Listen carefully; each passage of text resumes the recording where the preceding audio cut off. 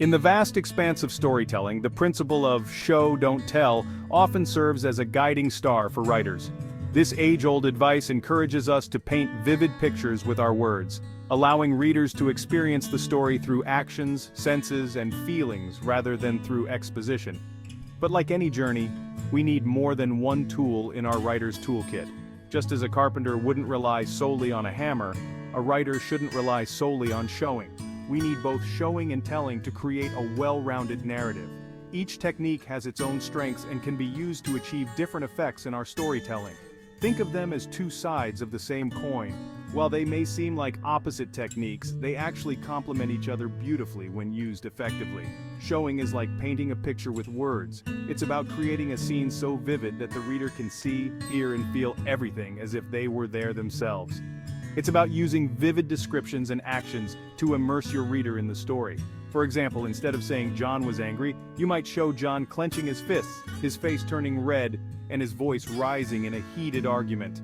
Telling, on the other hand, is like giving directions. It's about providing information clearly and concisely, ensuring that the reader understands the necessary details without getting bogged down in lengthy descriptions. It's about providing information clearly and concisely. For instance, telling can be useful for conveying background information or summarizing events that aren't central to the main action. Both showing and telling are essential for crafting compelling narratives. They work together to create a dynamic and engaging story that keeps readers hooked from beginning to end. They work together to engage your reader and drive your story forward. By balancing these techniques, you can control the pacing of your story, build tension, and develop your characters in a way that feels natural and compelling. Mastering the balance between these two techniques is crucial for any writer. It's about knowing when to show and when to tell, and understanding how each technique can enhance your storytelling. With practice and attention to detail, you can learn to wield both showing and telling with skill, creating stories that resonate deeply with your readers. Showing allows your reader to experience the story firsthand. It's about painting a vivid picture with your words, so the reader can see, hear, and feel everything as if they were right there in the scene. Instead of simply being told what's happening, they're drawn into the world you've created. They become part of the narrative, living and breathing alongside your characters. They see the characters' expressions, hear the sounds of their surroundings, and feel the weight of their emotions. This sensory engagement is crucial for making the story come alive. When you show, you create a more immersive and engaging reading experience. The reader is no longer just flipping through pages, they are embarking on a journey experiencing every twist and turn.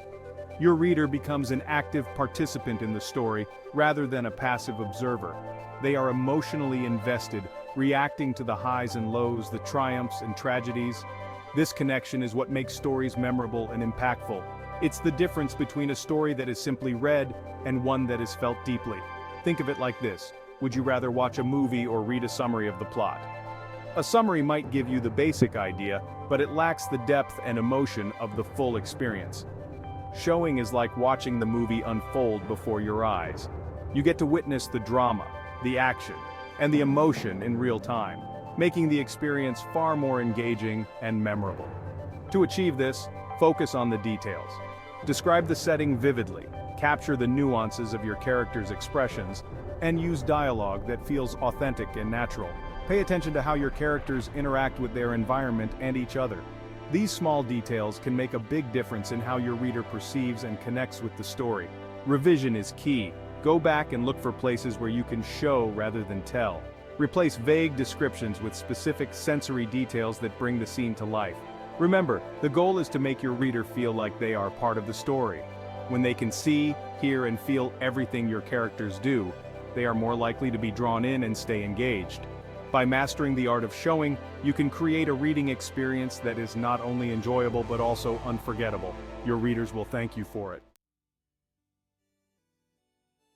Showing engages your reader's senses.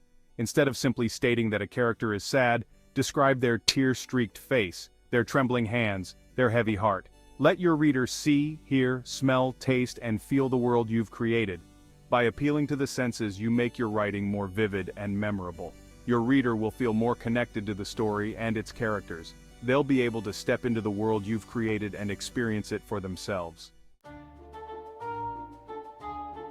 Here are some examples of showing in action. The old man was tired. The old man's shoulders slumped under the weight of his years. His wrinkled hands trembled as he reached for his cane. The forest was beautiful. Sunlight streamed through the canopy, casting dappled shadows on the forest floor. The air hummed with the sound of insects, and the scent of pine needles filled the air. Section 5. The art of telling, conveying information effectively. While showing is essential for immersion, telling has its place as well. Telling allows you to convey information quickly and efficiently. It's useful for providing backstory, setting the scene, and moving the plot forward. When used effectively, telling can enhance your story without sacrificing engagement. It's about finding the right balance between showing and telling. Think of telling as providing the framework for your story, while showing adds the details and brings it to life. Section 6. Benefits of telling, providing context and clarity. Telling allows you to provide context and clarity for your reader. It helps them understand the motivations of your characters, the history of your world, and the significance of events. Without telling, your reader may be left confused or disoriented. Telling helps to ground them in the story and guide them through the narrative. Section 7. Examples of telling delivering information seamlessly. Here are some examples of telling used effectively. Telling can be a powerful tool when used correctly, allowing the writer to convey essential information quickly and efficiently. Sarah had always been afraid of spiders. This fear wasn't just a passing discomfort, it was a deep-seated phobia that had haunted her since childhood. Her childhood fear had resurfaced after she moved to the countryside. The quiet, rural setting, while peaceful, was also home to many of the creatures she dreaded most. Sarah froze, her heart pounding in her chest.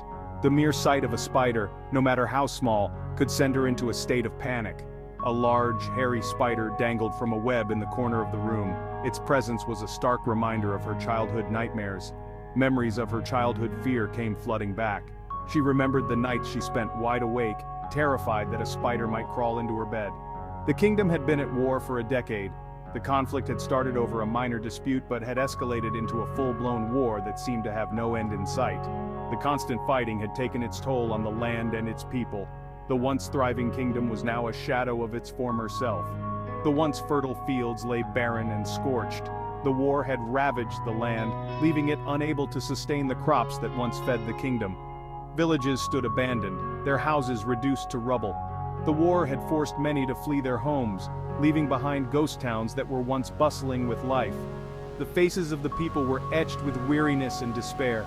Years of conflict had drained them of hope, leaving only a deep sense of loss and longing for peace.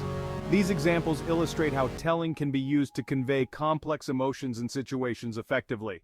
By providing just enough detail, the writer allows the reader to understand the gravity of the situation without overwhelming them with unnecessary information. In conclusion, while showing is often emphasized in writing, telling has its place and can be just as powerful when used appropriately. It's all about finding the right balance to deliver information seamlessly. Section 8. Striking a balance, knowing when to show and tell. The key to mastering show and tell is knowing when to use each technique. There's no hard and fast rule, but here are some general guidelines.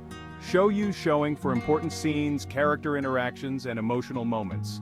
Use telling for backstory, transitions, and conveying information quickly. Remember, the goal is to create a seamless reading experience. Use showing and telling in a way that feels natural and engaging for your reader. Section 9. Practical tips. Mastering the art of show and tell. Here are some practical tips for balancing show and tell in your writing. Use strong verbs and vivid adjectives. Engage all 5 senses. Avoid cliches and overused phrases. Read your work aloud to identify areas where you can show more. Get feedback from beta readers or critique partners. Practice and experimentation are key to mastering any craft. Section 10. The importance of practice. Honing your craft. Mastering any skill takes time and practice. The more you write, the better you'll become at balancing show and tell. Don't be afraid to experiment and find what works best for you. Read widely in your genre and pay attention to how other authors use showing and telling. Analyze their techniques and see how you can apply them to your own writing. Section 11. Conclusion. Finding your unique storytelling voice. Finding the right balance between showing and telling is an ongoing process. Every writer has their own unique style and voice. What works for one writer may not work for another. The most important thing is to be aware of the techniques and to use them consciously in your writing. By experimenting and honing your craft, you'll develop your own style and create stories that resonate with your readers.